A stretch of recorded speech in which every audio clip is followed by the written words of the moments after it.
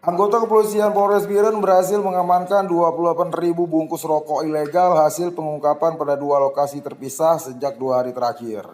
Petugas juga mengungkap 3 pelaku aksi penyelundupan itu. 2 diantaranya yang merupakan pasangan suami istri yang harus dilumpuhkan dengan timah panas karena mencoba melawan petugas dan kini menjalani perawatan intensif di RSU Dr. Fogia Biren.